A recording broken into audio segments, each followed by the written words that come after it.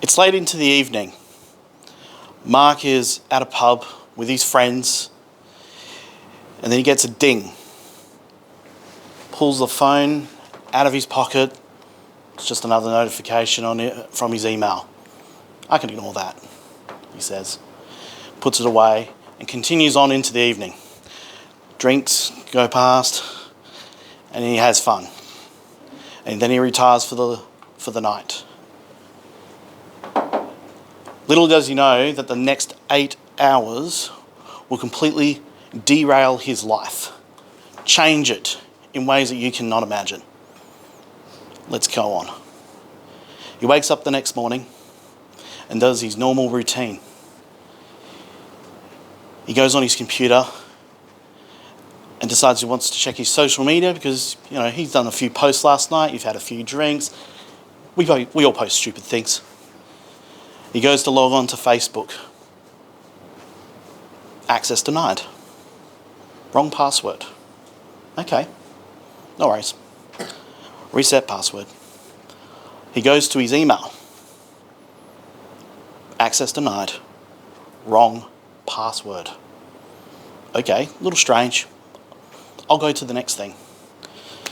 I know. I'll reset my email account using my phone. Reset account, yeah. It's my mobile. But no SMS comes to confirm his identity. Nothing. Weird. Okay. I'll call the phone company. Sorry, your service has been disconnected. What? What's going on? Why is all these things not working? What has happened? Over the last 8 hours, a nameless, faceless entity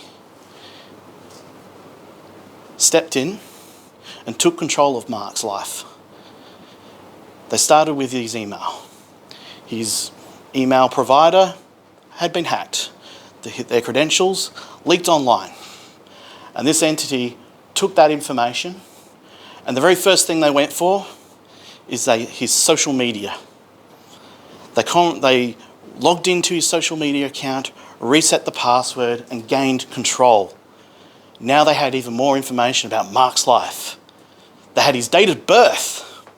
They had his friends, his family, and they posted more shit on his Facebook.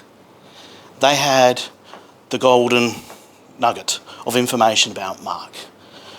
Now, I have his email, I have his date of birth, where he lives. Awesome. Let's call the mobile provider. Hey, I'd like to port my mobile number over to a new SIM card, please. Sure, can you please provide me your date of birth, your email address, your address? Sure, not a problem. The attacker provides that information effortlessly because he's got it. Now he owns the mobile device. And you know what is best about that? We use multi-factor authentication, and quite often those codes go through to a mobile number. Well, I can now ring the bank because guess what? Banks tend to use that information too. And so the attacker called the bank, took control of his bank accounts, and now he had access to his banking information. You think, geez, can it stop there? Well, what more can they do? Surely Mark can just go into a branch and get that fixed. Not so easily, turns out. So the attackers had actually updated his information about him to something completely different to what Mark had. So guess what? The banks couldn't identify him because the information had changed.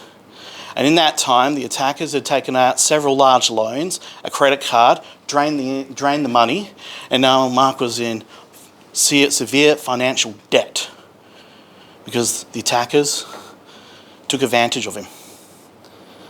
It gets worse. Mark was able to reset his, passwords on all his accounts. He was able to regain access to his social media after, trying to prove who he is. But the unfortunate thing is, he then started to when he went for a security revalidation, you have to submit a police clearance. The police clearance would fail. Sorry, sir, you've actually committed some crimes. We can't issue a police clearance. You're a threat. No, sir, I haven't done anything like that. What do you mean? Well, the attackers had stolen his identity. They used him as a resource to grab money. They then used his identity to commit crimes. It's him doing it, not that nameless, faceless attacker. And then left Mark out to dry. Mark's now called Barry, and he uses different passwords on every social media account and email that he has. And he's moved away from one-time passcodes and over to app notifications. I implore you to all do the same thing.